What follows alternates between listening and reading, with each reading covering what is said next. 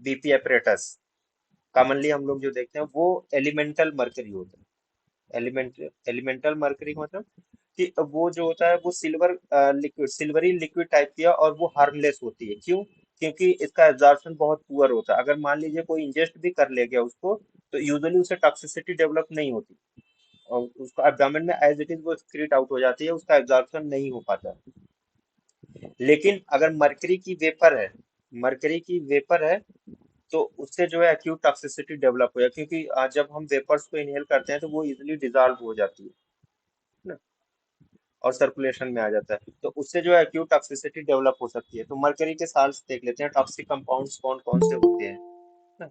एक तो हमने इसको दो तरीके से डिवाइड किया, इनऑर्गेनिक साल्ट और ऑर्गेनिक साल्ट। इनऑर्गेनिक में ये चार नाम आपके सामने: mercuric chloride, mercurous chloride, mercuric sulphide, and mercuric cyanide oxide and iodide. ये सारी चीजें हैं, ये क्या है? इनऑर्गेनिक साल्ट है। अब इसमें जो है इनऑर्गेनिक साल्ट में अगर हम बात करें, तो जो मर्क्यूरिक क्लोराइड है इसको हम कहते हैं कोरोसिव सब्लिमेट। Corrosive sublimate.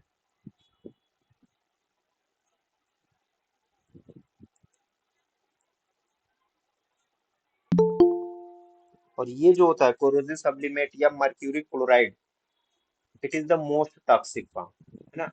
सबसे टॉक्सिक इनऑर्गेनिक साल्ट अगर कोई है तो ये यही है।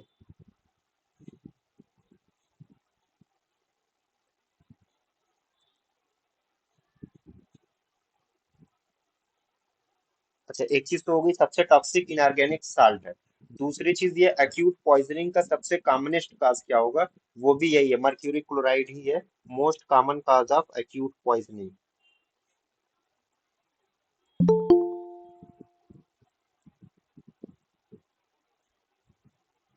ठीक, most common cause of acute poisoning. तो सबसे टॉक्सिक इनऑर्गेनिक साल्ट क्या? मर्क्यूरी क्लोराइड, और यही जो है एक्यूट पॉइजनिंग का सबसे कॉमनेस्ट काज भी बनता है। इसके अलावा और बहुत सारी चीजें। अब इसमें जो मर्क्यूरिक सल्फाइड है, मर्क्यूरिक सल्फाइड, इसके बारे में कुछ जानते हैं? ये एकदम रेड कलर का होता है। सिंदूर लाइक। हाँ, सिंदूर नहीं, सिंदूर ही होता है, वर्मिलियन यही है ना। तो यूजुअली जो होता है ये इंटैक्ट स्किन है, तो उससे इसका एब्जॉर्प्शन नहीं हो पाता, और इसी वजह से एज सच जो है ये नॉन पॉइजनस होता है। लेकिन अगर कोई इसको इनहेल कर ले या इंजेस्ट कर ले तो पॉइजनिंग इससे डेवलप हो सकती है। अदरवाइज इंटैक्ट स्किन पे इसका कोई असर नहीं पड़ता। यूजुअली नॉर्मली जो है ये यूज होता है एज ए वर्मिलियन, यानी सिंदूर की तरह इसको यूज किया जाता है। इसके अलावा मर्क्यूरिक साइनाइड है, ऑक्साइड है, ये सारे भी लाल रंग के ही होते हैं। ऑर्गेनिक साल्ट में आमतौर से जो होता है मिथाइल मरकरी, एक चीज है, इसका नाम जरूर याद रखिएगा, ऑर्गेनिक साल्ट।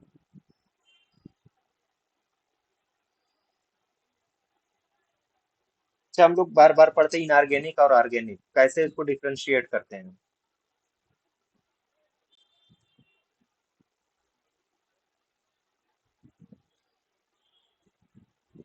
केमिस्ट्री की चीज आ गई ना। कब इनऑर्गेनिक कब कहेंगे, कब ऑर्गेनिक साल्ट कहेंगे? कार्बन हाइड्रोजन और ऑक्सीजन की प्रेजेंट रहे तो उसको ऑर्गेनिक कहेंगे। अगर कार्बन हाइड्रोजन ऑक्सीजन प्रेजेंट नहीं रहे तो इनऑर्गेनिक कहेंगे।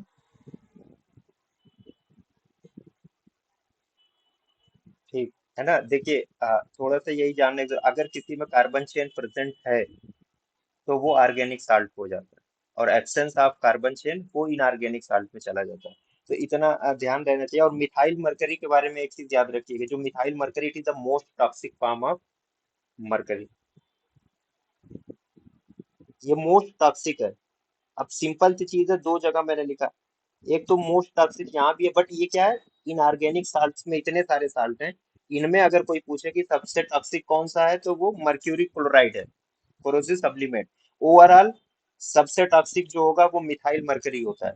इसके अलावा इथाइल मरकरी भी है, फिनाइल मरकरी भी है, डाई मिथाइल मरकरी भी है, but most toxic form is methyl mercury. Organic salts का भी और इनऑर्गेनिक, ओवरऑल अगर पूछे तो वो मिथाइल मरकरी है, सबसे टॉक्सिक कंपाउंड ये होता है। अच्छा, इसका यूज भी बहुत ज्यादा होता है, यूज आपको थोड़ा बहुत तो नॉलेज होगी, मरकरी का यूज बहुत ज्यादा होता है, खासतौर से मेडिकल फील्ड में, है ना। मेडिकल फील्ड में इसका बहुत ज्यादा यूज होता है। और कहा जाता है कि पहले जो है इसको यूज किया जाता है as a treatment of syphilis, पारा को सिफिलिस के ट्रीटमेंट में भी यूज किया जाता था। दूसरी चीज, अभी हम लोग वैक्सीन पढ़ के आए हैं। वैक्सीन में एक चीज थी, थायोमर्सल। अब इसका एग्जैक्ट पूरा क्या क्या कंपोजिशन है नहीं पता हमें, लेकिन थायोमर्सल कहाँ पे यूज हो रहा था?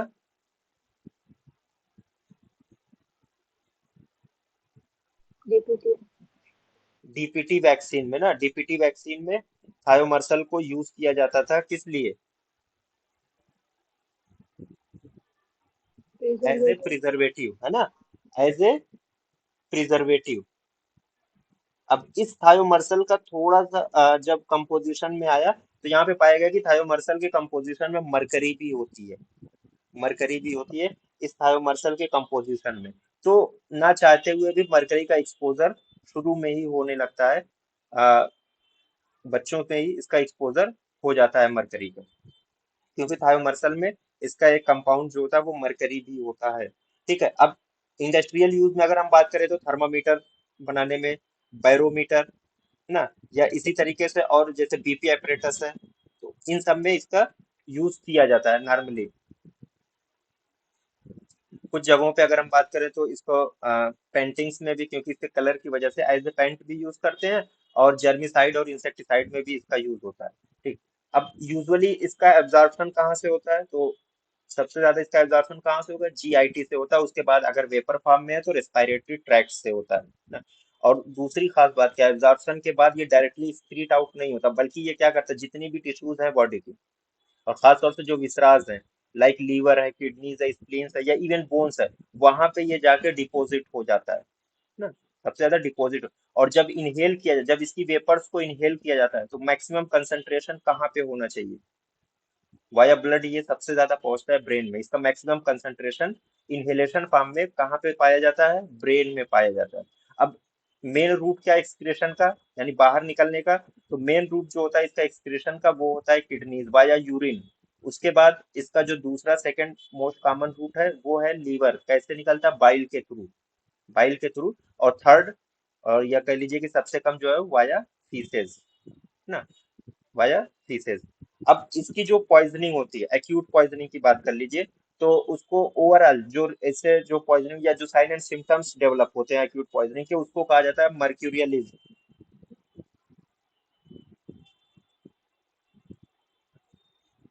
यानी मरकरी का कोई भी साइन एंड सिम्टम्स अगर हमें देखने को मिले, तो ओवरऑल इन जनरल उसको कह दिया जाए दिस इज मर्क्यूरियलिज्म, यानी मरकरी के एक्सपोजर से ये फीचर्स डेवलप हो रहे हैं। इसका शायद मैंने वो नहीं लिखा है।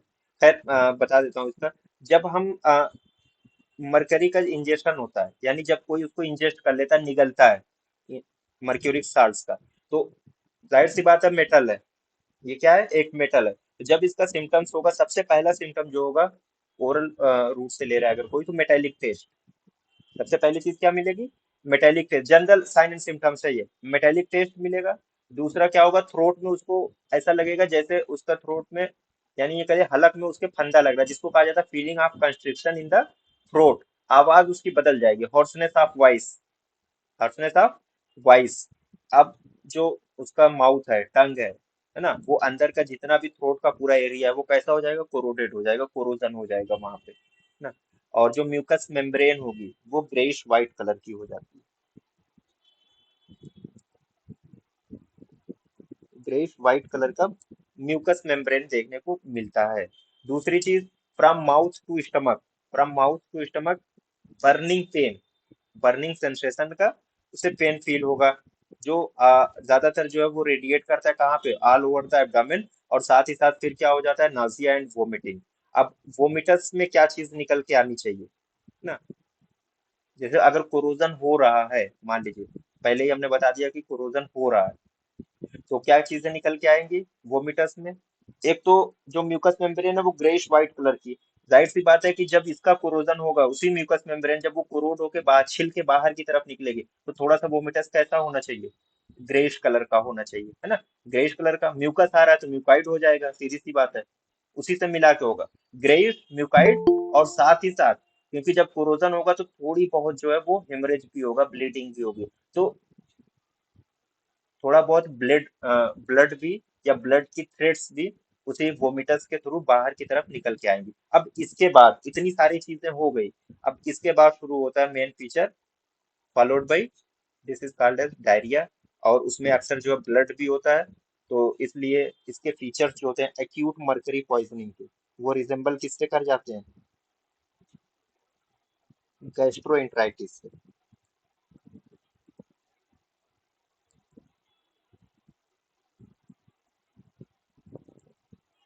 ठीक है, गैस्ट्रोएंटराइटिस से इसके फीचर्स जो है वो रिजेंबल करते हैं। कुछ जगहों पे आप पढ़ेंगे तो हो सकता है मर्करी पॉइजनिंग को डिप्थीरिक कोलाइटिस से भी रिजेंबलेंस बताई गई है। मेरे ख्याल से इसमें रोम्स में दिया हुआ है डिप्थीरिक कोलाइटिस। बहरहाल acute mercury poisoning it resembles like gastroenteritis. अब दूसरे फीचर जो डेवलप होते हैं रीनल सिस्टम में, रीनल फेलियर के पूरे फीचर डेवलप हो जाएंगे। रीनल फेलियर के क्या क्या फीचर्स होते हैं, ओलिग्यूरिया, इसके अलावा यूरिन में एल्बुमिन बहुत ज्यादा आएगा और साथ ही साथ हिमेचूरिया डेवलप हो जाएगा, जिससे रीनल फेलियर हो जाता है। या फिर नेफ्रोटिक सिंड्रोम के फीचर्स डेवलप हो जाते हैं। इसके अलावा कार्डियोवास्कुलर सिस्टम में हाइपरटेंशन डेवलप हो जाएगा, टैकीकार्डिया होगा, और लास्टली क्या हो जाएगा, सर्कुलेटरी कोलैप्स हो जाता है, सर्कुलेटरी कोलैप्स हो जाता है। अब मरकरी की वेपर्स को अगर कोई इनहेल कर लेता है, तो मैंने बताया सबसे ज्यादा कंसंट्रेशन कहाँ पे होता है, ब्रेन में होता है। तो यूजुअली जो मैनिफेस्टेशन होगा वो क्या होगा, वो सेंट्रल नर्वस सिस्टम से रिलेटेड मैनिफेस्टेशंस देखने को मिलता है। जैसे क्या हो जाएगा, अटेक्सिया, पैरेस्थीसिया, हियरिंग लॉस, इसके अलावा इंटेंशन ट्रेमर्स हो जाते हैं, बिहेवियरल इंपेयरमेंट, पैरालिसिस, और अल्टीमेटली डेथ हो जाती है। अब इसकी फैटल डोज देखिए, साइन एंड सिम्टम्स में कुछ खास नहीं, बस ये है कि एक्यूट मर्करी पॉइजनिंग किससे रिजेंबल कर रही है, गैस्ट्रोएंटराइटिस से, ये चीज याद रखने की है। अब फेटल डोज इसका क्या होगा, अब अलग अलग साल्ट हमने पढ़े हैं, तो इसका जो मर्क्यूरिक क्लोराइड,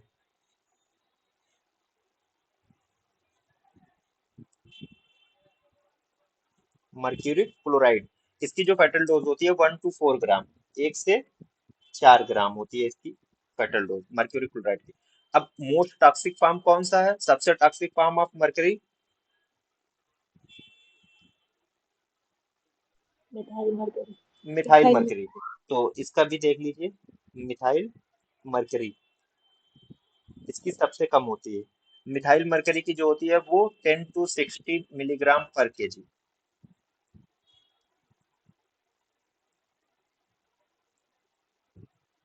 ये इसकी टॉक्सिक डोज है या फेटल डोज है।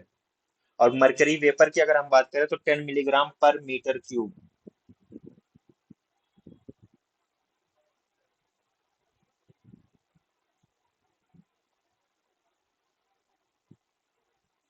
पर मीटर क्यूब, ये मर्करी वेपर की फेटल डोज है। फेटल पीरियड यूजुअली जो होता है वो 3 to 5 डेज का होता है, 3 से 5 दिनों का इसका फेटल पीरियड होता है। ठीक, तो ये इसका फेटल। अब इसकी जो डायग्नोसिस करते हैं यूजुअली ब्लड लेवल्स से करते हैं, कि ब्लड में मर्करी का लेवल कितना है, उससे इसकी डायग्नोसिस हो जाती है। ट्रीटमेंट अगर करें, जैसे इनहेलेशन अगर किसी ने इनहेल कर लिया है, तो यूजुअली सबसे पहला काम क्या होता है, जो सोर्स है यानी एक्सपोजर का जो सोर्स है वहां से विक्टिम को बाहर निकाल दिया जाए, हटा दिया। नॉर्मली हर चीज में क्या है, अगर कहीं आग लग गई है तो ये देख लिया जाता है, अगर मरने का डर नहीं है फिर भी हमें क्या करते हैं, वहां क्योंकि धुआं बहुत ज्यादा हो रहा है तो मे भी जो है सफोकेशन हो जाए, तो सबसे पहले क्या करते हैं, सोर्स को हटाते हैं, यानी सोर्स को रिड्यूस किया जाता है। इजाला है सबब, तो जो सबब है वहां से दूर कर दिया जाता है उसको पर्सन। सेम कंडीशन यहाँ पे भी है, पहले एक्सपोजर से उसको हटाएंगे और दूसरी चीज क्या करेंगे, फौरन ही हमें क्या करना है, सप्लीमेंट्री ऑक्सीजन देनी है पर्सन को, फ्रेश एयर उसको देना है ना। इसके अलावा कुछ डिमलसेंट्स हैं, वो सारी चीजें दी जाती हैं। गैस्ट्रिक लवाज किया जाता है 5% सोडियम फॉर्मल्डिहाइड से।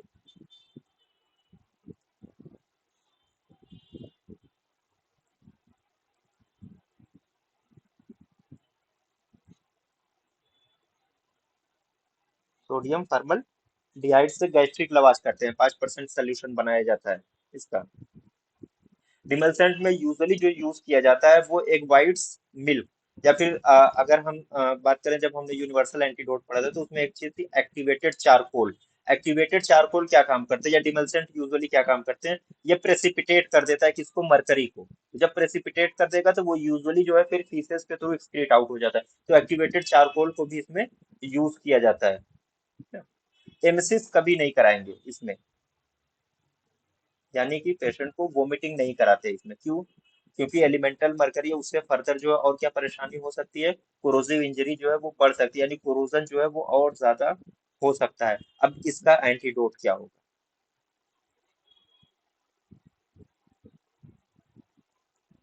इसका एंटीडोट जो होता है वो सक्सिमर या डीएमएस है, उसको कहते हैं।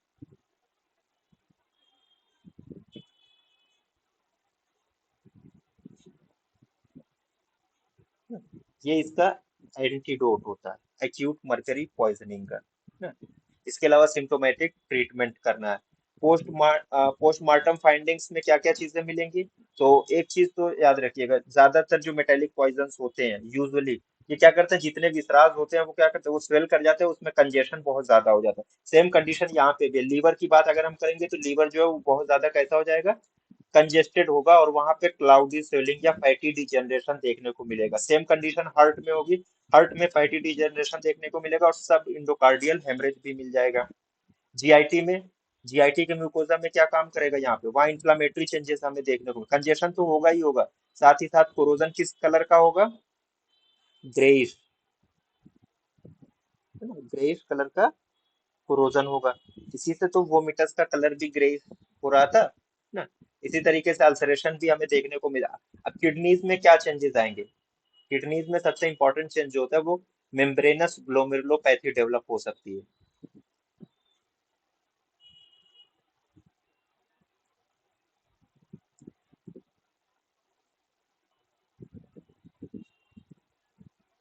और किडनीज कैसी रहेंगी? जाहिर सी बात है वो पहले तो कंजेस्टेड हो जाएंगी। अब इसके अलावा जो है प्रॉक्सिमल ट्यूब्यूल, उसका डैमेज भी हो सकता है। यूजुअली जो होता है वो मेम्ब्रेनस ग्लोमेरुलोपैथी इसमें डेवलप हो जाती है ना। तो ये सारे क्या है, इसके पोस्टमार्टम फाइंडिंग्स है। अब इंपॉर्टेंट चीज इसकी जो है, एक तो ये देखिएगा ना, acute mercury poisoning present as gastroenteritis ना। और इसका जो चिलेटर ऑफ चॉइस है, ये दो जगह दो अलग अलग चीजें दे रखी है। ये यूं कह लीजिए कि अलग अलग बुक्स में अलग अलग करके BAL दे दिया। अब यहाँ पे सक्सीमर, सक्सीमर जो है वो अलग है, BAL अलग है, दोनों ही है और दोनों को ही चिलेटर ऑफ चॉइस यहाँ पे मान के चल रहे हैं। तो बहरहाल इसको देखिएगा, सक्सीमर को भी हम मानते हैं, BAL को भी। दोनों चीजें लिखी हुई है एक ही बुक में, अलग अलग जगहों पे ना। तो ये है इसका। और acute mercury poisoning it resembles as gastroenteritis. ठीक है, अब यहाँ पे डायलिसिस या हीमोपरफ्यूजन इसका कोई रोल नहीं, सिम्टोमेटिक ट्रीटमेंट करना है। दूसरी चीज जो इसमें सबसे इंपॉर्टेंट है जो है, अभी तो ये एक्यूट कर, chronic mercury poisoning, chronic mercury poisoning जिसको कहते हैं हाइड्रा जायरिस,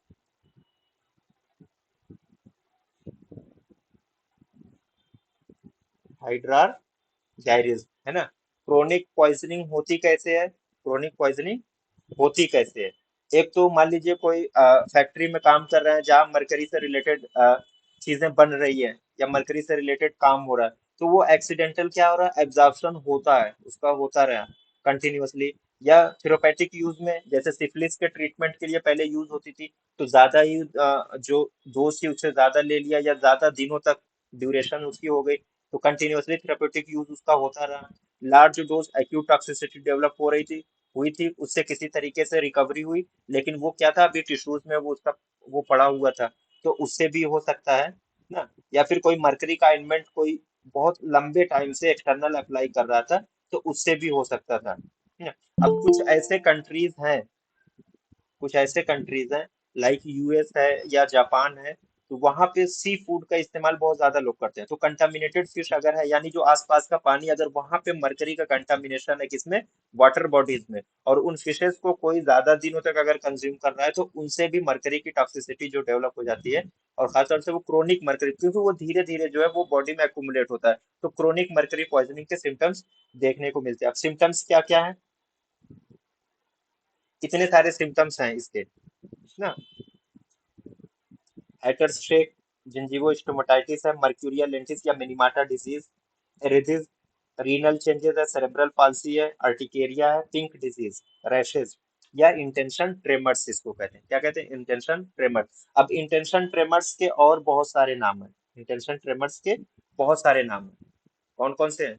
इसको डैनबरी ट्रेमर्स भी कहते हैं, शेकिंग पाल्सी भी कहते हैं, या हाइटर्स शेक या ग्लास ब्लोअर शेक। इतने सारे नाम है इसके।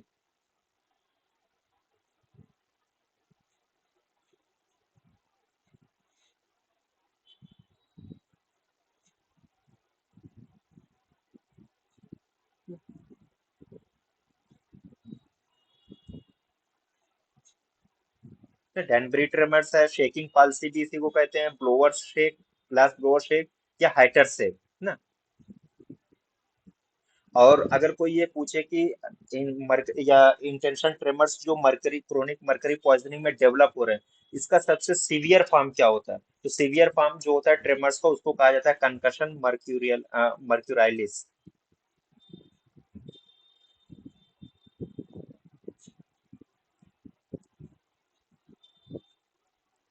ठीक है। तो ये सारे फीचर्स डेवलप हो रहे हैं इसमें। इसके अलावा रैशेज या पिंक डिजीज जिसको कहा जाता है, इसी को एक्रोडाइनिया, पिंक डिजीज को क्या कहते हैं हम? एक्रोडाइनिया ना। और आमतौर से ये किस में देखने को मिलती है? बच्चों में देखने को मिलती है। किसमें? बच्चों में देखने को मिलती है। और ये डेवलप कैसे होता है? जब मरकरी से कांटेक्ट होता है उसका, और उसकी वजह से एलर्जिक रिएक्शन डेवलप हो जाता है, तो बॉडी पे जो है वो रैशेस डेवलप हो जाते हैं। उसी रैशेस को पिंक पिंक कलर के होते हैं, इसलिए उसको पिंक डिजीज या एक्रोडाइनिया कहा जाता है। और सेम वही अर्टिकेरिया से भी ले लीजिए। मर्क्यूरियल लेंटिस जो है, इसका पिक्यूलियर चेंजेस कहाँ पे हमें देखने को मिलता है? आईज में। जब मरकरी की वेपर्स डायरेक्टली जो है वो कांटेक्ट पे आते हैं, किसके? आईज में। तो उससे जो है आईज में कुछ चेंजेस होते हैं, उसको कहा जाता है मर्क्यूरियल लेंटिस। और खास तौर से जो मरकरी होती है, मरकरी का डिपोजिशन कहाँ पे वेपर्स का होगा? कार्निया पे होगा। कार्निया पे होता है, ब्राउनिश कलर का डिपोजिशन देखने को मिलता है ना। और लेकिन इसकी खास बात क्या है? विजुअल एक्टिविटी पे इसका कोई असर नहीं पड़ता, बस एक ब्राउनिश कलर का डिपोजिशन अलग से ऐसा लगेगा कि कोई भूरी सी चीज आंखों के पर्दे के सामने दिख रही है ना। तो बस उससे, लेकिन विजुअल एक्टिविटी पे कोई फर्क नहीं पड़ता है। अब मर्क्यूरियल एरिथिज्म जो है, मर्क्यूरियल एरिथिज्म, इससे जो है सबसे ज्यादा जो सिम्टम्स डेवलप होते हैं वो न्यूरोसाइकेट्रिक इफेक्ट्स होता है। न्यूरोसाइकेट्रिक्स। अब न्यूरो साइकेट्रिक्स जो होते हैं, न्यूरो साइकेट्रिक सिम्टम्स जो होते हैं, जैसे इंसोम्निया है, डिप्रेशन, एंजाइटी है, एमनेजिया, हेलुसिनेशन है, ये सारे, लॉस ऑफ कॉन्फिडेंस है, ये सारे फीचर्स इसमें डेवलप होते हैं, खासतौर पे क्रोनिक ऑर्गेनिक मर्करी टॉक्सिस। अब आती है चीज एक मिनीमाटा डिजीज। मिनीमाटा डिजीज ना। मिनीमाटा डिजीज बेसिकली जो ऑर्गेनिक मर्करी का काफी दिनों तक अगर कोई इंजेस्ट कर रहा है, तो उसकी वजह से जो सिम्टम्स डेवलप होते हैं उसको मिनीमाटा डिजीज। अब मिनीमाटा डिजीज इसलिए कहते हैं, सबसे पहले जो देखी गई ये एक बे है। बे, जैसे हमारे यहाँ बे ऑफ बंगाल है, वैसे ही जापान में मिनीमाटा बे है। वहां से जो लोग फिशेस को कंज्यूम कर रहे थे, उनके अंदर ये फीचर डेवलप हुए, तो इसी वजह से इसको मिनीमाटा डिजीज कह दिया गया। मिनीमाटा डिजीज में बेसिकली क्या था? एक तो इन कोऑर्डिनेशन डेवलप हो रहा था। इन कोऑर्डिनेशन, रिपीटेड एक्सपोजर की वजह से अब इन कोऑर्डिनेशन किसका हो रहा था? गेट और स्पीच दोनों का। ना तो वो सही से बोल पा रहा था, ना तो वो सही से खड़ा हो पा रहा था। इसके अलावा उसको डिफिकल्टी हो रही थी कि इसमें च्युइंग में और swallowing में, निगलने में भी। विजुअल सिम्टम्स डेवलप हो रहे थे, जो विजन था वो ब्लर था। इसके अलावा ट्रेमर्स डेवलप हो गए, सीजर्स डेवलप हो रहे थे, और कॉन्शियसनेस भी सही नहीं थी। थोड़ी देर के लिए अनकॉन्शियस या सब कॉन्शियस स्टेट में पर्सन पहुंच जाता था। तो इस पूरे फीचर्स को नाम दे दिया गया कि मिनीमाटा डिजीज। और ये बेसिकली क्या था? रिपीटेड एक्सपोजर हो रहा था ऑर्गेनिक मरकरी का, उसकी वजह से, है ना। जापान में है मिनीमाटा बे। तो वहीं से जो लोग उस इलाके में जो लोग थे, और वहाँ का जो फिशेज वो लोग कंज्यूम कर रहे थे, उनके अंदर सबसे पहले ये डिजीज पाई गई, तो इसलिए उसको मिनीमाटा बे डिजीज कह दिया गया। नहीं। अब इसका जो ट्रीटमेंट है, एक तो सबसे पहले सोर्स ऑफ एक्सपोजर जो है वहां से पेशेंट को रिमूव करिए। दूसरी चीज, ओरल हाइजीन को मेंटेन किया जाए ना, सलाइन परगेटिव दिया जाए, और एज ए चिलेटर इसको देते हैं N acetyl penicillamine. Chelator of choice for chronic mercury poisoning is N acetyl penicillamine, ये इसका चॉइस है। बाकी एज सच अगर बात किया जाए पोस्टमार्टम फाइंडिंग की, तो जो बॉडी होती है वो, उसकी जो स्किन होती है वो पेल होती है। पेल होती है। और जो गम्स पे, खासतौर से गम्स पे अगर हम बात करें, तो लोअर जाके गम्स पे वहां पे ब्लूइश ग्रे लाइन देखने को मिलती है ना। और दांत जो होते हैं वो धीरे धीरे लूज होके अपने सॉकेट से वो निकलना शुरू कर जाते हैं। इंटरनली ब्रेन में अगर कोई वेपर इनहेल कर गया, तो इंटरनली ब्रेन में जो होता है, ब्रेन सबसे ज्यादा अफेक्ट करता है। जो ब्रेन का दोनों हेमिस्फेयर हैं वो क्या हो जाता है, उनमें एट्राफी डेवलप हो जाती है। ब्रेन के हेमिस्फेयर में क्या हो जाती है, एट्राफी, यानी वो सिकुड़ने लगते हैं। बाकी ऐसा और कोई फाइंडिंग्स इसमें हमें देखने को नहीं मिलती क्रोनिक मर्करी पॉइजनिंग में। ये सारे फीचर्स हैं, इतने सारे हैं। ये पूछा जा सकता है, तो ये जरूर याद होना चाहिए क्रोनिक मर्करी पॉइजनिंग में क्या क्या फीचर्स देखने को मिलते हैं।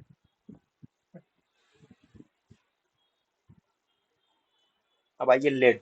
लेड के बारे में वैसे भी हम लोग थोड़ा सा जब अ, कौन सा पीएसएम में शायद हम लोगों ने इसको पढ़ा है। जी सर। पीएसएम में पढ़ रखा है ना। थोड़ा सा बस ओवरव्यू इसके बारे में देखो। लेड कहते हैं शीशा को, है ना। और लेड का सबसे बड़ा सोर्स क्या होता है, ऑटोमोबाइल एग्जॉस्ट। वहां पे मैंने बताया था ऑटोमोबाइल एग्जॉस्ट जो होते हैं, इसका ग्रेटेस्ट सोर्स होता है लेड का। अच्छा, लेड सल्फाइड एक चीज है। लेड सल्फाइड, है ना, लेड सल्फाइड। ये लीस्ट टॉक्सिक फॉर्म है। अब इसके बारे में बताना जरूरी है, लीस्ट टॉक्सिक। और इसको लोग यूज करते हैं, बहुत कॉमनली यूज किया जाता है। और अमराज सॉरी, उमूर जीनत में ये चीज शामिल है। आंखों में लगाई जाती है, जिसको सुरमा हम लोग कहते हैं। सबसे कम टॉक्सिक है लेड सल्फाइड ना। इसके अलावा लेड एसीटेट है। ये टॉक्सिक तो है ही। लेड टेट्राऑक्साइड है, जिसको रेड लेड कहते हैं, या इसी को वर्मिलियन, यानी ये भी सुरमे में यूज किया जाता है। लेड टेट्राऑक्साइड ना, सॉरी, सिंदूर, एज ए सिंदूर इसको यूज किया जाता है। लेड कार्बोनेट व्हाइट लेड होती है। लेड सल्फाइड सुरमा जो सबसे लीस्ट यानी लीस्ट टॉक्सिक फॉर्म जो है वो लेड सल्फाइड का होता है। दो तरीके के इसके मैनिफेस्टेशन डेवलप होते हैं, एक तो सीएनएस के और एक जीआईटी के ना। तो जीआईटी के जो मैनिफेस्टेशंस होते हैं लेड एक्सपोजर के बाद, इसमें मेटेलिक टेस्ट है, मेटल है, dry throat, thirst, vomiting, abdominal pain, blood stain, diarrhoea. Abdominal pain के बारे में जैसे अभी एक दो साल पहले क्वेश्चन आया था, उसमें कोलिकी एब्डोमिनल पेन दिया गया था, और वो आर्सेनिक को करेक्ट मान लिया गया था। हालांकि फीचर जो थे वो लेड पॉइजनिंग के थे जो वहां पे, क्योंकि अगर कोलिकी एब्डोमिनल पेन जो है वो लेड पॉइजनिंग की पिकुलियर फीचर्स में आता है, जिसको हम पेंटर्स कोलिक भी कहते हैं, क्योंकि लेड बहुत ज्यादा मिला हुआ होता है किसमें, घरों में जो पेंट किया जाता है। तो अब ये लोग सबसे ज्यादा एक्सपोज होते हैं, तो इससे जो डेवलप होता है उसको पेंटर्स कोलिक कहते हैं। बेसिकली ये कोलिकी एब्डोमिनल पेन ही है ना। सैटर्निस या पेंटर्स कोलिक भी कहते हैं लेड पॉइजनिंग को। तो ये चीज जो है, एब्डोमिनल पेन जो होता है वो कोलिकी एब्डोमिनल पेन होता है। दूसरा सीएनएस के जो फीचर डेवलप, इसमें हेडेक है, lethargy, arthralgia, myalgia, anorexia, paraesthesia, depression, coma, और अल्टीमेटली क्या हो सकता है, डेथ हो सकता है। ये सारी चीजें इसमें है। अब इसका जो है फैटल डोज क्या होगा, तो लेड कार्बोनेट एक होता है, एक लेड एसीटेट।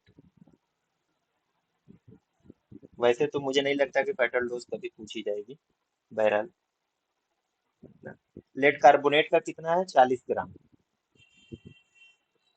और लेड एसीटेट, इसकी जो फैटल डोज होती है वो 20 ग्राम के आसपास होती है। फैटल पीरियड यूजुअली जो है 1 to 2 डेज का। अब इतने सारे पॉइजन्स का एक से दो दिन है, हम पढ़ते चले आ रहे हैं, तो कोई सेंस नहीं बनता कि किसी एक, अब मान लीजिए तीन अलग अलग पॉइजन के हमने पढ़ लिए 1 से 2 दिन का, तो कितने का कोई याद रखे जब सबका 1 से 2 ही दिन है फैटल पीरियड। तो यूजुअली इस तरीके को क्वेश्चन बनते नहीं है, है ना। तो फेटल पीरियड कितना, 1 से 2 दिन का है। अब इसका जो लेबोरेटरी डायग्नोसिस होती है वो वहां पे आपने पढ़ा है, एक बार चाहिए तो आप पढ़ लीजिएगा। ट्रीटमेंट में बेसिकली होल बावेल इरिगेशन किया जाता है इसका। मतलब होल बावेल इरिगेशन का मतलब पूरी तरीके से उसको इरिगेट करते हैं। एक इलेक्ट्रोलाइट सोल्यूशन होता है जिसको ना पॉलीइथाइलिन ग्लाइकोल करके आता है,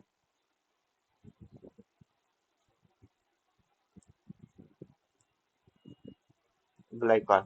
इससे इरिगेट किया जाता है 1 to 2 लीटर पर आवर के हिसाब से एडल्ट में। डिमल्सेंट्स दिया जाता है। डिमल्सेंट्स में आप मिल्क भी यूज कर सकते हैं, आप दही भी यूज कर सकते हैं, आप बनाना भी यूज कर सकते हैं। जो क्या करता है, जो उसको एब्जॉर्ब नहीं होने देगा, एक स्टमक पे एक अलग से लेयर बना देते हैं जिससे उसका एब्जॉर्प्शन लेट का वो स्लो हो जाता है।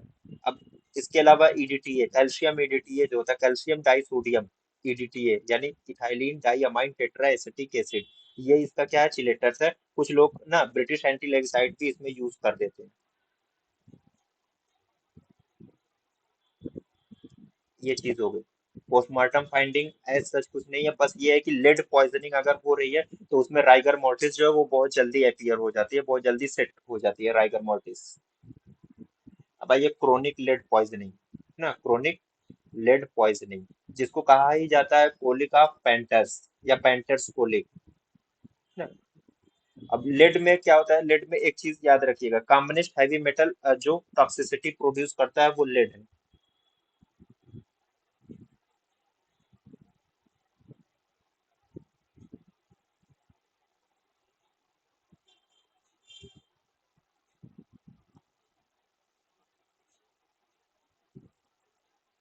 वो क्या है, लेड है। Commonest heavy metal which produces toxicity is lead है। तो अब इसको पेंटर्स कोलिक भी कहते हैं, है ना, या फिर इसको सैटर्निज्म भी हम कहते हैं।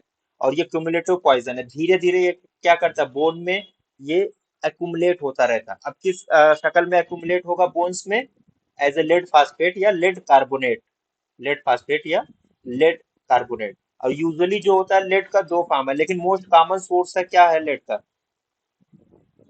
लेड पॉइजनिंग का सबसे कॉमनेस्ट सोर्स क्या है,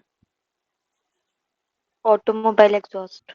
इनहेलेशन, मतलब हाँ, वही ऑटोमोबाइल एग्जॉस्ट, उससे क्या करते हैं, इनहेल करते हैं। दो ही तरीके हैं इसकी पॉइजनिंग, या तो इंजेस्ट किया जाए या फिर इनहेल। और यूजुअली जो है इनहेलेशन फॉर्म में सीएनएस के फीचर ज्यादा डेवलप होते हैं, और जब इंजेस्ट किया जाता है तो जीआईटी के फीचर ज्यादा डेवलप होते हैं। अब इसका यूज भी बहुत ज्यादा होता है, जैसे गैस पॉलिश की जाती है, गैस से रिलेटेड जो पॉलिशिंग होती है, या फिर प्रिंटर्स होते हैं, या प्रिंटिंग मशीन होती है, लेड पेंट्स है, लेड के पेंट्स है ना। तो इन तमाम जगहों से लेड की जो डस्ट होती है वो डायरेक्टली क्या होती है, वो इनहेल हो जाती है। तो उससे इसके फीचर डेवलप हो जाते हैं। अब लेड पाइप बहुत ज्यादा यूज होती थी पहले, अब कम हो गई है। तो वहां से जब पानी गुजरता है तो थोड़ा बहुत लेड जो है वो वाटर में मिल जाता है। जब हम पानी को कंज्यूम करते हैं तो लेड क्या होता है, यानी हमने इंजेस्ट कर लिया, तो वो लेड धीरे धीरे बॉडी में अक्यूमुलेट होता है, बॉडी में धीरे धीरे फिर उसके फीचर्स अचानक से डेवलप होना शुरू हो जाते हैं, यानी क्रोनिक लेड पॉइजनिंग जिसको प्लम्बिज्म या सैटर्निज्म हम कहते हैं वो डेवलप हो जाती है। कभी कभार ये भी होता है जो वर्मिलियन है, हालांकि वो क्या है ना, एज सच तो टॉक्सिक बहुत ज्यादा नहीं होता, लेकिन अब उसका भी एब्जॉर्प्शन बॉडी में अगर थोड़ा बहुत स्किन ब्रेक है कहीं पे तो उससे उसका एब्जॉर्प्शन हो जाता है, फिर उससे क्या हो जाता है, टॉक्सिसिटी डेवलप हो सकती है। और क्रोनिक लेड पॉइजनिंग जो है कब इसका होता है, जब डेली का इंटेक 1 से 2 मिलीग्राम लेड का हो रहा हो, तो धीरे धीरे over a period of time, over a period of time chronic lead poisoning develop हो जाती है, धीरे धीरे डेवलप होती है। अब इसके फीचर्स क्या है, क्लिनिकल फीचर्स जो है, जितनी भी चीजें हैं सब इंपॉर्टेंट है। एनीमिया होगा। अब एनीमिया किस स्पेसिफिक टाइप की होती है, इसमें जो एनीमिया होती है वो कैसी होती है, एनीमिया जो होती है वो माइक्रोसिटिक हाइपोक्रोमिक एनीमिया डेवलप होती है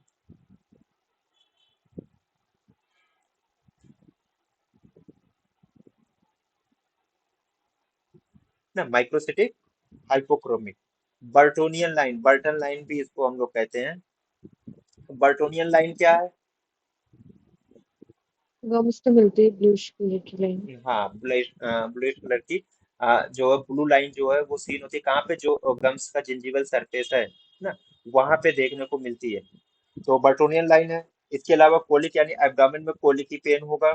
फिर है कॉन्स्टिपेशन, कॉन्स्टिपेशन होता है शुरू में, सीवियर कॉन्स्टिपेशन होता है, धीरे धीरे जितना पुराना होगा उसके बाद डायरिया भी डेवलप हो सकती है। फिर आता है लेड पाल्सी, और लेड पाल्सी में सबसे कॉमनेस्ट जो है वो क्या है, ड्रॉप्स। ड्रॉप्स में क्या है, रिस्ट ड्रॉप एंड डिस्ट्रॉप। फूड ड्रॉप, यही आमतौर से देखने को मिलता है। और इन दोनों में भी सबसे कॉमन जो होता है वो रिस्ट ड्रॉप होता है।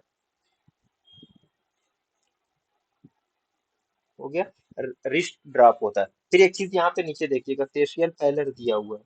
अच्छा हाँ, एनीमिया में जब माइक्रोसिटिक हाइपोक्रोमिक की हमने बात की, तो एक चीज और, आरबीसीज को क्या मिलता है, बेसोफिलिक स्टिफलिंग या पंक्टेट बेसोफिलिया जिसको हम कहते हैं।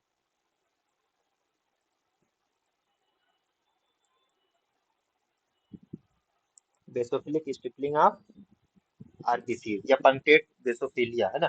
फेशियल पैलर जो होता है वो अर्लीस्ट और सबसे कंसिस्टेंट साइन है क्रोनिक लेड पॉइजनिंग की।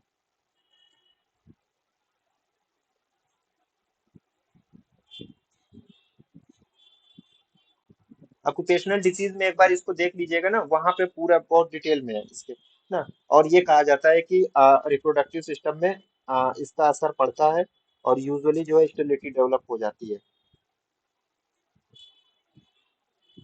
स्टेरिलिटी डेवलप हो जाती है रिप्रोडक्टिव सिस्टम में। लेड पाल्सी है, लेड इंसेफेलोपैथी भी डेवलप हो सकती है। अर्लीस्ट साइन सबसे पहले जो है वो क्या है, फेशियल पैलर हमें देखने को मिलता है ना। लेड जो होता है वो मेल और फीमेल दोनों ही में स्टेरिलिटी ये काज कर सकता है ना। और अगर प्रेग्नेंट फीमेल है तो उनमें क्या हो सकता है, एबॉर्शन हो सकता है ना। बाकी और भी चीजें हैं, जैसे सर्कुलेटरी सिस्टम में क्या हो सकता है, तो हाइपरटेंशन डेवलप कर सकता है ना। किडनीज में क्या हो सकता है, नेफ्रोपैथी डेवलप हो सकती है ना। नेफ्रोपैथी डेवलप हो सकती है किडनीज में। तो ये सारे क्या है, इसके स्पेसिफिक क्लिनिकल फीचर्स हैं। बेसोफिलिक स्टिपलिंग जो आरबीसीज के, जब आरबीसीज को अंडर द माइक्रोस्कोप देखा जाता है, तो वहां पे छोटे छोटे, मान लीजिए ये आरबीसी की शेप है, तो यहाँ पे छोटे छोटे डॉट्स होते हैं ब्लू कलर के, तो इसको कहा जाता है बेसोफिलिक स्टिपलिंग या पंक्टेट बेसोफिलिया है ना। पंक्टेट बेसोफिलिया,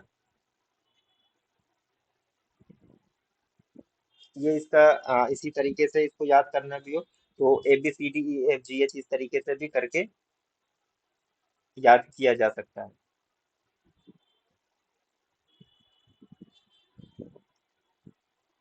ठीक है, क्रोनिक लेड पॉइजनिंग। अब इसका जो है लेबोरेटरी डायग्नोसिस, ये हमें यहाँ पे जानना नहीं है ना।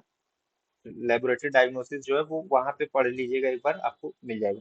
ट्रीटमेंट में क्या क्या हम कर सकते हैं, तो इसमें ट्रीटमेंट यूजुअली जो होता है, खास तौर से दो तरीके के चिलेटर ऑफ चॉइस इसमें दिए जाते हैं। अगर मान लीजिए रीनल डैमेज है, किसी को रीनल इम्पेयरमेंट है, तो वहां पे ब्रिटिश एंटी लेगिसाइड BAL इसको यूज किया जाता है in case of renal impairment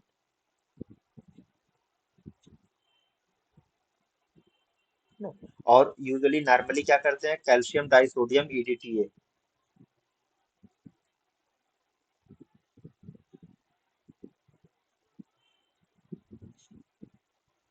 ये इसका चिलेटर ऑफ चॉइस है ना। बाकी सिम्टम के अकॉर्डिंग उसको ट्रीट किया जाता है, सिम्टोमेटिक ट्रीटमेंट भी हम इसमें करते हैं। इसमें बस और बहुत कुछ खास इसमें और चीजें नहीं है, बाकी इतना ही है। रीनल इम्पेयरमेंट में बस याद रखिएगा कि अलग से इसका चिलेटर ऑफ चॉइस बन जाता है ब्रिटिश एंटीलेगिसाइड, अदरवाइज जो है कैल्शियम डाइसोडियम EDTA इसका चिलेटर ऑफ चॉइस है।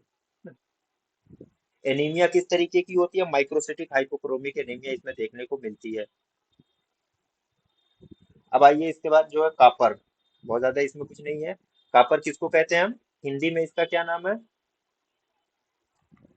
तांबा। तांबा है ना। और ये हमारी बॉडी में पाया जाता है नॉर्मली भी, ये एक मेटल है जो पाया जाता है बॉडी में, करीब 100 से 150 मिलीग्राम जो है हमारी ह्यूमन बॉडी में ये कंटेंट, इस कापर कंटेंट होता है। और प्रोटीन्स या एंजाइम सिस्टम में खासतौर जैसे कैटलेज है या साइटोक्रोम सी ऑक्सीडेज है, डोपामाइन बीटा हाइड्रोक्सिलेज है, या इस तरीके के जो और दूसरे हैं, इनके फंक्शंस के लिए आ, कॉपर बहुत जरूरी है ना। दूसरी चीज ये भी है कि हमारी बॉडी जो है वो कॉपर को सिंथेसाइज नहीं करती है, तो इसलिए जो है इसको कैसे चाहिए, ह्यूमन डाइट से, इसको डाइट से मिलता रहता है कॉपर को। अब इसका जो टॉक्सिक कंपाउंड है, एक मिनट इसका दो है, कॉपर सल्फेट और कॉपर सब एसीटेट। कॉपर सल्फेट को हम क्या कहते हैं, हाँ इसको हमने पढ़ा होगा वहां दिया में, नीला थोथा का नाम सुना होगा ना, नीला तूतिया, जी। ब्लू विट्रियाल इसको कहते हैं।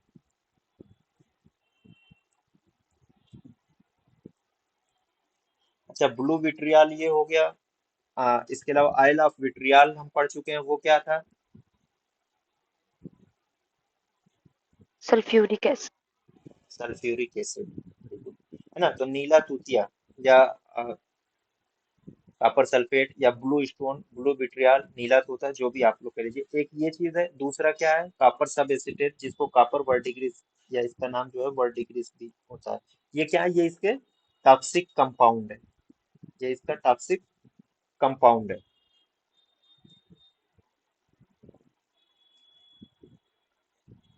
इसका जो प्रिंसिपल रूट है एक्सपोजर का, वो वाया कैसे है? इंजेक्शन, यानी इंजेक्शन के थ्रू ये ह्यूमन बॉडी में पहुंचता है। दूसरी चीज ये भी है कि कभी कभी जो अब कॉपर तांबा, क्योंकि इसकी कटिंग बहुत ज्यादा होती है, स्मेल्टिंग के काम में होता है, तो कभी कभी इसकी फ्यूम्स जो, जब उसको कोई डस्ट और फ्यूम को कोई इनहेल कर लेता है इंडस्ट्रियल सेटिंग्स में, या माइनर्स जो होते हैं जो माइनिंग करते हैं, वहां पे इसकी फ्यूम अगर है, उसको इनहेल करते हैं, तो उससे इसकी टॉक्सिसिटी जो है वो डेवलप हो जाती है। लेकिन यूजुअली मेन रूट क्या है? वो है इंजेक्शन का।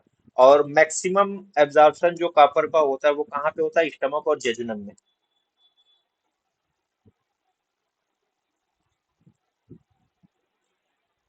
स्टमक और जेजुनम में इसका सबसे ज्यादा जो है वो एब्जॉर्प्शन होता है। और ये क्या करता है? एब्जॉर्प्शन के बाद किससे बाइंड होता है? एल्ब्यूमिन से। और वहां से फिर इसका ट्रांसपोर्टेशन होता है कहाँ पे? लीवर पे, लीवर में। और वहां फिर ये सेरुलोप्लाज्मिन को ट्रांसफर कर दिया जाता है, जिससे इसका फर्दर काम होता है। अब इसका साइन एंड सिम्टम्स देखिएगा।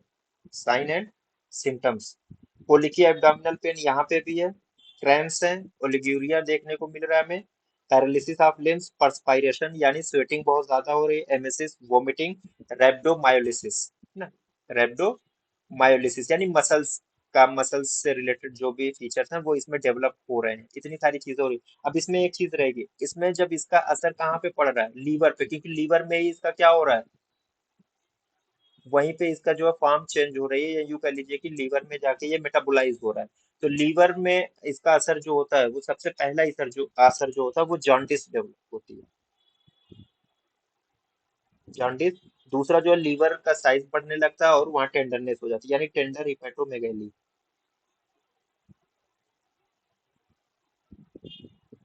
टेंडर हिपेटोमेगैली डेवलप हो जाती है। तो ये सारे क्या है? इसके क्लिनिकल फीचर्स हैं कॉपर के। अब कॉपर पॉइजनिंग है, फेटल डोज जरूर याद रखना है। दो ही तरीके के हमने इसके साल्ट पढ़े, एक कॉपर सल्फेट, दूसरा कॉपर सब एसीटेट। तो कॉपर सब एसीटेट का जो फेटल डोज होती है वो 15 ग्राम।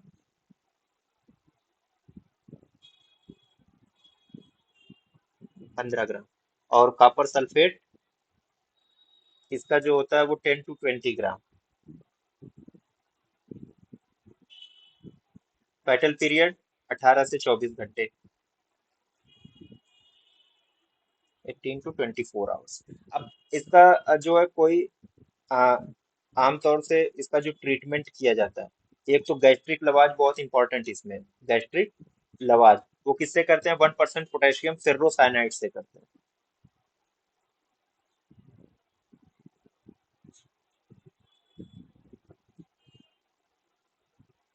फेर्रोसाइनाइड 1%, इससे गैस्ट्रिक लवाज करके, यानी जो गैस्ट्रिक कंपोनेंट है उसको बाहर की तरफ निकाला जाता है। दूसरी, इसमें एमेटिक्स का यूज नहीं करते, इसमें एमेटिक्स का यूज नहीं करते ना, क्योंकि कोरोसिव एजेंट है। तो जो म्यूकोजा उसको और फर्दर ये क्या करेगा? कोरोड करने लगता है, इसलिए एमेटिक्स का यूज नहीं करते, गैस्ट्रिक लवाज करते हैं। 1% पोटेशियम फेरोसाइनाइड्स। और गैस्ट्रिक लवाज के लिए कौन सा ट्यूब यूजुअली यूज किया जाता है?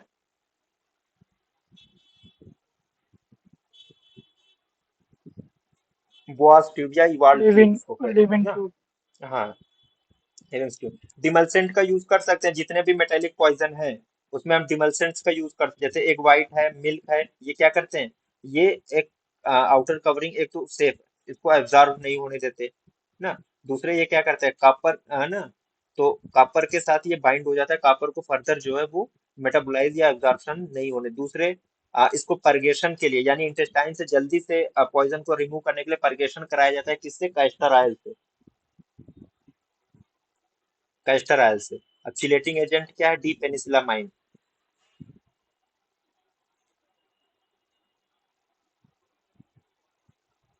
डी पेनिसिलम है। पोस्टमार्टम फाइंडिंग देखिएगा, पोस्टमार्टम फाइंडिंग ना। अब स्किन कैसी मिलेगी एक्सटर्नली? जॉन्डिस की वजह से येलो कलर की देखने को मिलती है, हमने यही पढ़ा ना, जॉन्डिस डेवलप हो रही है, तो एक्सटर्नल फाइंडिंग में सबसे पहली चीज यही हो जाएगी कि येलोइश कलर की स्किन हमें देखने को मिलेगी ड्यू टू जॉन्डिस। अब जैसे ही आप इंटरनली देखना शुरू करेंगे तो इंटरनल जो है एक अलग तरीके की फाइंडिंग मिलेगी। वो किस तरीके का मिलता है? ब्लूइश कलर का। जीआईटी जो पूरा पूरा जीआईटी जब हम देखने की कोशिश करेंगे तो वो पूरा का पूरा ब्लूइश कलर का, कुछ इस तरीके के फीचर्स इसमें देखने को मिलते हैं कापर पॉइजनिंग में। पोस्टमार्टम फाइंडिंग है तो जीआईटी जो होता है वो पूरा का पूरा कैसा मिलेगा हमें देखने को? ब्लूइश कलर का, है ना? या अगर थोड़ा सा आप इसमें कहें कि नहीं साहब थोड़ा ग्रीन भी है, तो दोनों जोड़ लीजिए, क्या परेशानी है? ग्रीनिश ब्लू कलर का या ब्लूइश कलर का?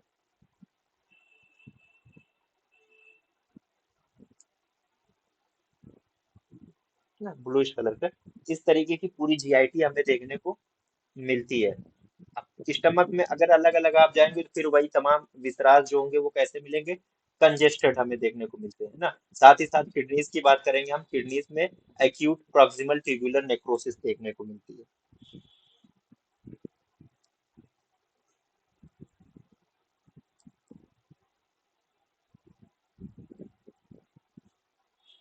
नेक्रोसिस हो गई। अब ये तो हो गया ना, इसका फेटल डोज फेटल पीरियड भी हो गया। पोस्टमार्टम फाइंडिंग में एक दो चीजें और देखने को मिल जाएंगी आपको। जैसे लीवर पे आप जाएंगे, जब लीवर पे, तो वहां पे क्या देखने को मिलेगा? Fatty degeneration. लीवर में फैटी डिजेनरेशन देखने को मिलता है। ठीक, अब क्रोनिक कापर पॉइजनिंग की बात कर लीजिए। क्रोनिक कापर पॉइजनिंग, तो यूजुअली जो होता है क्रोनिक कापर पॉइजनिंग का एज सच कोई सिम्टम्स नहीं, बस यही तमाम सिम्टम्स जो अभी हमने पढ़े, लगभग यही तमाम फीचर्स जो होते हैं वो क्रोनिक कापर पॉइजनिंग में भी मिलते हैं। इंटरनली जब बात करेंगे तो वो कैसा होगा? जो गम्स होंगे उस पे ग्रीन कलर की या ब्लूइश पर्पल कलर की लाइन हमें देखने को मिलेगी। मेटेलिक टेस्ट होगा, नाजिया वोमिटिंग होगी, डायरिया होगा और कोलिकी एब्डोमिनल पेन होगा। इसके अलावा क्या हो सकता है? लैरिंजाइटिस, ब्रोंकाइटिस, गिडनेस और हेडेक, ये सारी चीजें। रीनल डैमेज हो जाएगा। एक चीज और है, क्रोनिक कापर पॉइजनिंग में एक अलग टाइप की डायबिटीज डेवलप होती है।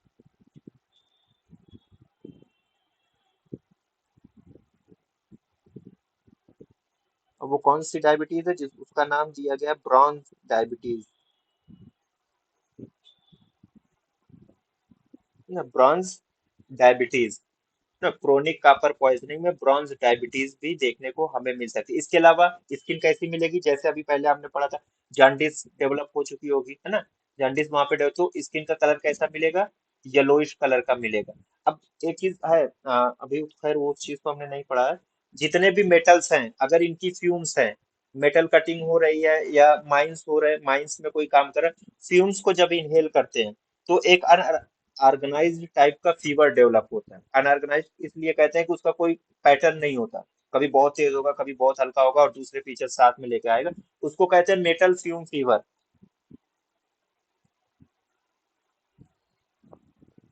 Metal fume fever. अब ये एक किसी एक मेटल के लिए ये स्पेसिफिक नहीं है, वैसे तो कापर है, लेड है ना, इवन मरकरी की पॉइजन है तो उससे भी मरकरी की भी वेपर है तो उससे भी ये डेवलप हो सकता है। और भी दूसरे हैं, लेकिन जब कोई ये पूछे कि ये बताइए कि किस पॉइजन से मेटल फ्यूम फीवर डेवलप होगा, तब आपका आंसर होना चाहिए जिंक। सबसे स्पेसिफिक हो जाता है जिंक के लिए, अदरवाइज ये तमाम मेटल्स में ये फीवर डेवलप हो सकता है। मेटल फ्यूम फीवर यहाँ पे भी अगर कोई बात करे, मतलब अगर आपको जैसे ये होगी स्टेटमेंट में दे दिया कि मेटल फ्यूम फीवर डेवलप हो रहा है, अब आपने खाली जिंक पढ़ के रखा है तो गलत कर देंगे। नहीं, हाँ, जिंक के उसमें जब पूछा जाए, मतलब कि किस स्पेसिफिक जब बात आ जाए किसी एक स्पेसिफिक की, तो वो हो जाएगा जिंक के लिए। वरना अगर कॉपर से रिलेटेड बात हो रही है या लेड से रिलेटेड बात, तब भी मेटल फ्यूम फीवर की बात की जा सकती है ना। खासतौर से जो वेल्डिंग करते हैं वो डस्ट और फ्यूम सबसे ज्यादा उनको मिलता है, तो मेटल फ्यूम फीवर वो भी डेवलप हो सकता है ऐसे ना। लेकिन स्पेसिफिक किसके लिए? जिंक के लिए, ये चीज याद रखना। और इंटरनली किस तरीके का हमें पूरा जीआईटी मिलेगा? ग्रीनिश ब्लू या ब्लूइश कलर का, या ब्लूइश कलर की डिस्कलरेशन हमें देखने को मिलेगी पोस्टमार्टम फाइंडिंग में। पोस्टमार्टम फाइंडिंग में लीवर में क्या मिलेगा? फैटी डीजेनरेशन देखने को मिलता है। अब आइए एक चीज और, कॉपर से ही रिलेटेड है, और यहीं पे इसको बंद भी कर देंगे यार। कॉपर, एक चीज आप लोगों ने कहीं ना कहीं जरूर पढ़ा होगा, जिसको हम कहते हैं ना sunflowers cataract.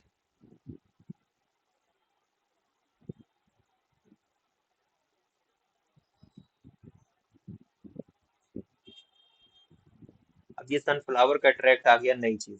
Sunflower cataract basically क्या है, ये सब कैप्सूलर कैटरैक्ट होता है, जो है ग्रीनिश कलर का होता है। कैसा होता है? ग्रीनिश कलर का होता है, due to deposition of copper, है ना।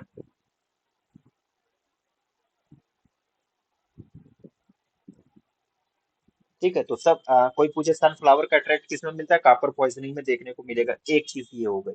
दूसरी चीज ये है कि है ना, गोल्डन ब्राउन या रेड और ग्रीन कलर का पिगमेंट हमें देखने को मिलता है कहाँ पे? आईज में ही देखने को मिलता है। कहाँ पे? आईज में ही, जो डेसमेंट मेम्ब्रेन होती है वहां पे। उसको कहा जाता है केसर फ्लिशनर रिंग।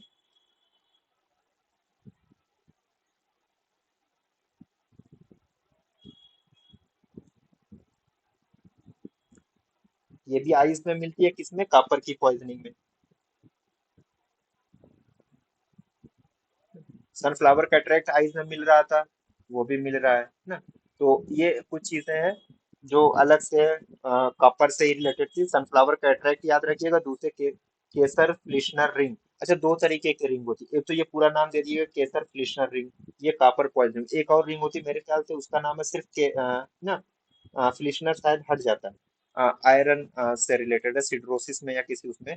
तो वहां पे सिर्फ ये रह जाता है, केसर रिंग शायद उसको कहते हैं, या सिर्फ फ्लिशनर रिंग है, ऐसा एग्जैक्ट नहीं याद है। तो वो आयरन या सिड्रोसिस में वो देखने को मिलता है। तो जब पूरा नाम आए केसर फ्लिशनर रिंग, तो वो जो है वो कॉपर पॉइजनिंग में हमें देखने को मिलता है। अच्छा, एक चीज और है, कॉपर सल्फेट के बारे में बहुत इंटरेस्टिंग चीज है। कॉपर सल्फेट, ये एक ऐसा कंपाउंड है जो जहर भी है और अपना एंटीडोट भी है। ये खुद के लिए एंटीडोट भी है, कॉपर सल्फाइड। कॉपर सल्फाइड जो है, सॉरी कॉपर सल्फाइड नहीं, कॉपर सल्फेट ना। तो ये पॉइजन भी है और एंटीडोट भी है।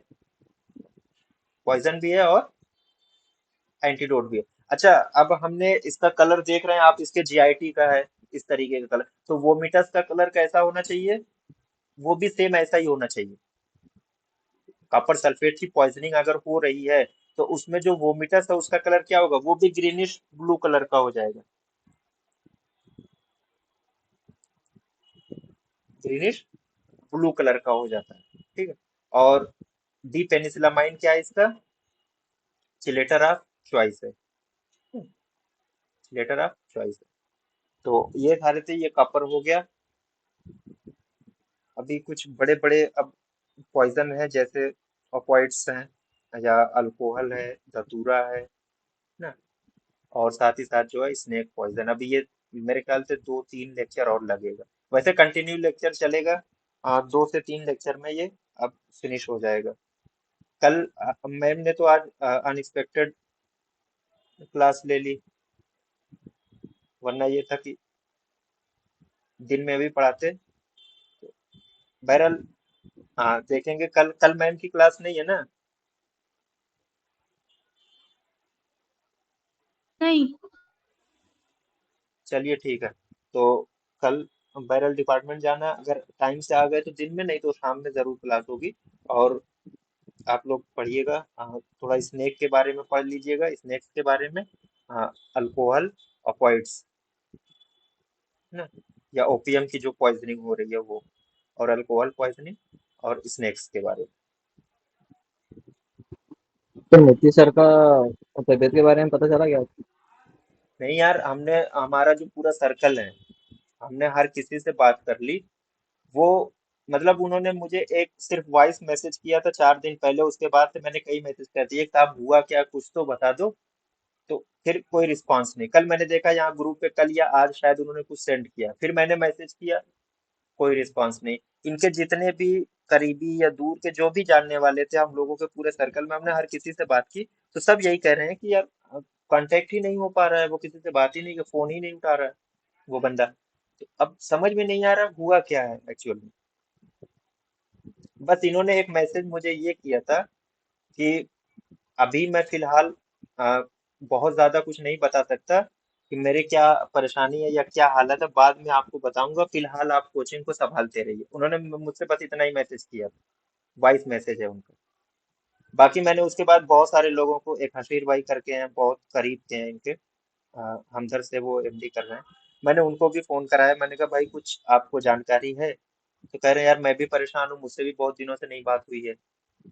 और भी दो चार लोग थे, उनसे जब जानने की कोई, वो भी मना कर रहे हैं कि हमें कोई जानकारी नहीं है। तो एक्चुअल में क्या हुआ ये समझ में ही नहीं आ रहा। अगर आदमी बीमार होता तब भी थोड़ा बहुत फोन तो रिसीव कर ही लेता किसी न किसी का, लेकिन ये फोन ही नहीं रिसीव कर रहे हैं। चाहे इनको वॉइस कॉल करिए या व्हाट्सअप कॉल करिए, ये फोन नहीं उठा रहे हैं। सर अपने घर है क्या? हाँ सर, अपने घर पे ही हैं। पर ऐसा कभी नहीं हुआ। पता नहीं क्या कंडीशन, बहरहाल अल्लाह बेहतर करे, समझ में नहीं आ रहा है। वरना एक डेढ़ महीने से कोई आदमी किसी का फोन ही ना उठाए। बस आखिरी मैसेज उनका यही था कि संभालते रहिए, फिर मैं आपको इत्मीनान से बताऊंगा क्या कंडीशन है या क्या परेशानी है। असल में मैं थोड़ा सा झुंझला गया था, मैंने वॉइस मैसेज पे ही इनको बहुत कुछ बोल भी दिया था, थोड़ा इसी से रिलेटेड। तो बाद में इन्होंने बस इतना ही मैसेज किया कि अभी मैं कुछ जवाब नहीं दे सकता, मेरी कंडीशन ऐसी नहीं है कि मैं कुछ फोन रिसीव कर सकूं या फोन आपको वापस कर सकूं। बाद में मैं आपको अपनी कंडीशन बताऊंगा तो शायद आपका गुस्सा खत्म भी हो जाए। मैंने कहा ठीक है। लेकिन उसके बाद फिर मैंने कहा अच्छा कुछ तो बता दीजिए कि हुआ क्या है। फिर उसके बाद से कोई रिप्लाई नहीं आया उनका।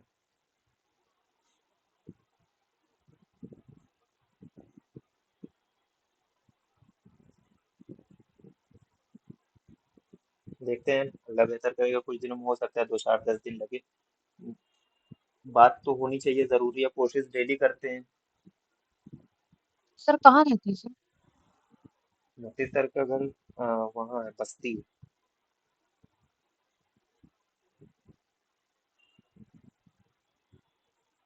जैसे आसपास के कोई लोग नहीं है आपके कांटेक्ट में है जिनके तो घर के उनके, आसपास रहते हो? नहीं एज सच तो कोई नहीं है जो जिससे इस वक्त बात हो सके। बस्ती के कुछ लोग हैं, यहाँ पे भी हैं, लेकिन वो यहीं पे हैं। और क्योंकि बस्ती पूरा एक जिला है, अब ये जरूरी नहीं है कि कोई इनके गांव को, इनका गांव का नाम भी हमें नहीं पता है। तो बहरहाल जो इनके बहुत करीबी लोग थे, 2 3 लोग, उनसे भी मतलब जानने की कोशिश की मैंने। तो कोई वहां पे वो भी यही कह रहे हैं कि यार हम तो तुमसे पूछने वाले थे, क्योंकि तुम लोग पढ़ाते लिखाते हो एक साथ, तो क्या पता कांटेक्ट में हो। हमने कहा भाई हम तो बहुत दूर हैं, इस बार 1.5 2 महीने से हमारी बात ही नहीं हुई है। मेरी आखिरी मर्तबा उनसे जो बात हुई थी वो रमजान से पहले हुई थी, उसके बाद नहीं हुई।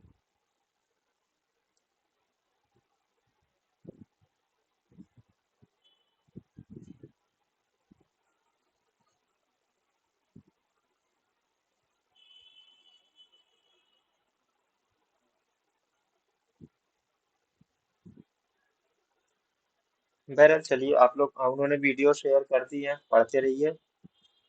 बाकी इसको मैं यही कहूंगा कि जो पॉइजनिंग वाले जितने भी चैप्टर्स हैं या जो भी है, तो बहुत डिटेल पढ़ने की जरूरत नहीं है इसमें। मैक्सिमम 2 सवाल, बहुत आया तो 2 आ गए। मुझे नहीं लगता कि इससे ज्यादा आता है या आएगा। तो ओवरव्यू बस लेते रहिए। पेटल डोज पेटल पीरियड में बहुत परेशानी होगी, तो इसको बहुत सीरियसली पढ़ने की जरूरत भी नहीं है। 2 4 का अगर याद हो जाए तो बहुत है। जो बहुत स्पेसिफिक पॉइजन है, जैसे अल्कोहल है या ओपियम की पॉइजनिंग हो रही है, धतूरा है, इनका अगर याद हो जाए तो अच्छी चीज है। या अभी हम लोग स्नेक पढ़ेंगे तो उसमें क्रैट का, कोबरा का या पिट वाइपर का अलग अलग इनके होते हैं। तो उनके बारे में थोड़ा सा, इधर तो सब में वही 20 ग्राम 25 ग्राम 30 ग्राम, 1 से 2 दिन 1 से 2 दिन। तो ये वाला याद करना थोड़ा सा टफ हो जाएगा। सब में भाई 1 to 2 डेज है, याद नहीं हो पाएगा।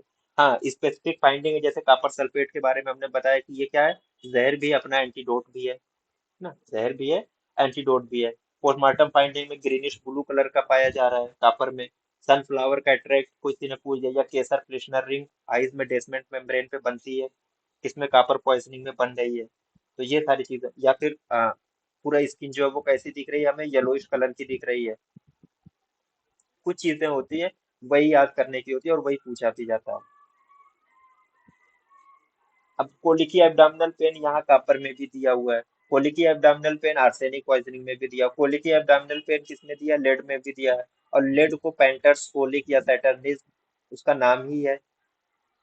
कुछ चीजें थोड़ा सा कंट्रोवर्शियल हैं, जो मेरे ख्याल से वो कंट्रोवर्सी बनी रहेगी। सर मैं ये ज्यादातर। कॉपर हाँ जी। कॉपर रोम्स में नहीं दिया है सर, रोम्स में क्या? कॉपर रोम्स में नहीं दिया है पॉइजन में। पॉइजन ही नहीं दिया है? हाँ पॉइजन नहीं दिया है सर कॉपर के एग्जाम बारे में। में दिया हुआ नहीं है बुक में। हाँ तो मे भी वहाँ बहुत शार्ट में करके, वैसे भी जो भी दिया है बहुत शार्ट है, तो मे भी उन्होंने इसको खत्म कर दिया हो, गायब कर दिया हो। जैसे अभी इसके बाद पॉइजन तो बहुत है, जैसे थैलियम है, गैलियम है, आयोडीन है। अब इसको पढ़ के क्या मिलेगा? थैलियम आयोडीन को कौन पढ़ता है as a poison? Food poisoning इसमें लास्ट में, फूड पॉइजनिंग हमारे यहाँ इन्फेक्शन डिजीज में है, पीएसएम में, तो कहीं किसी एक जगह पढ़ लेंगे मोर देन इनफ। चीजें तो नहीं बदलेंगी ना, वही रहेंगी। जो स्पेसिफिक है वही बुक में भी दिया, वहीं से क्वेश्चंस भी बनते हैं। अब हाँ, कोई बहुत खतरनाक किस्म का है, वो सोच ले कि नहीं जो अलग दिया मैं वही पूछूंगा, तो वो पूछ ले, अलग बात है। अदरवाइज जो चलते फिरते, यानी जो एक कह लीजिए जो डेली यूज की चीजें होती है उसी के बारे में पूछा भी जाता है। थैलियम वगैरह नॉर्मली कहाँ पे मिलता है, लेकिन मरकरी भी मिल जाएगी, लेड भी मिल जाएगा, कॉपर भी मिल जाएगा। अल्कोहल सबसे कॉमन भी है। अल्कोहल तो नारकोटिक्स में भी, उसमें भी नहीं आता। जो नारकोटिक्स और साइकोट्रॉपिक्स ड्रग्स एक्ट है, उसमें भी अल्कोहल को नहीं रखा गया है। और अल्कोहल जो है हमारी जीडीपी संभाल रही है, अर्थव्यवस्था हमारी सबसे ज्यादा अल्कोहल संभालती है। इवन उसको कब नहीं बंद किया गया, जब तमाम दुकानें बंद कर दी गई थी लॉकडाउन में। सबसे पहले कोई दुकान अगर खुली तो वो अल्कोहल की खुली। तो अल्कोहल है, या फिर ऑपियोइड्स, अफीम की खेती लीगल भी है, इलीगल तरीके से भी की जाती है। उसके बहुत सारे सब्सटेंस हैं। इवन मेडिसिन में अगर कोई कायदे से यूज हो रहा है तो अफीम, उसके सब्सटेंस, ऑपियोइड एनाल्जेसिक्स यूज होते हैं, एनेस्थेटिक्स यूज होते हैं उसके। तो उसकी टॉक्सिसिटी पढ़ना जरूरी है हमारे लिए।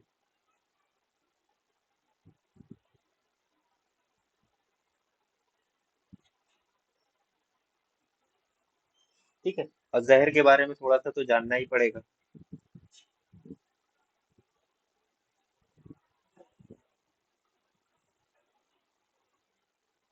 बाकी अब आप लोग है ना, थोड़ा सा टाइम निकालिए ज्यादा, और रिवाइज करते रहिए, साथ साथ पढ़ते रहिए दूसरी चीजें भी।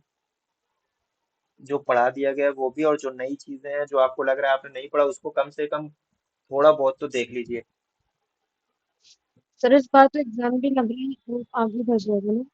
अरे हम तो खुद इंतजार कर रहे हैं जल्दी से डेट आ जाए, पता नहीं कब आएगी। और एनटीए करा रहा है, एनटीए के पास इतना सारे एग्जाम का, अभी उसको हम अपने एग्जाम के इंतजार में बैठे हुए एनटेट के, वो भी देना है, पिछली बार नहीं दिया था। तो अब वो जब तक आप लोगों का नहीं होगा उससे पहले एनटेट नहीं करा सकते, ये तो कंफर्म है। और यूजुअली जून में एनटेट भी होना चाहिए, और आप लोगों का ये आईपीजीटी भी होना चाहिए। देखिए जून में हो जाता है कि नहीं, मुझे तो अब डाउट हो रहा है कि जून में हो पाएगा। क्योंकि बस अगर लास्ट टाइम। फॉर्म की डेट जो आती है ना, फॉर्म की डेट के बाद भी एटलीस्ट 25 डेज मिलता है एग्जाम के लिए। लास्ट टाइम जब जुलाई में था तो उसका 14-15 अप्रैल तक उसका नोटिफिकेशन आ गया था। आ गया था, वही तो है कि अभी तक नहीं आया है। और ये भी माना गया था इनके गैजेट के अकॉर्डिंग कि धीरे धीरे ये लोग और क्या करेंगे, रिड्यूस करेंगे उसको, पहले लाने की कोशिश करेंगे। तो अभी तक तो कुछ ऐसा दिख नहीं रहा है कि उस पर कोई अमल हो रहा है।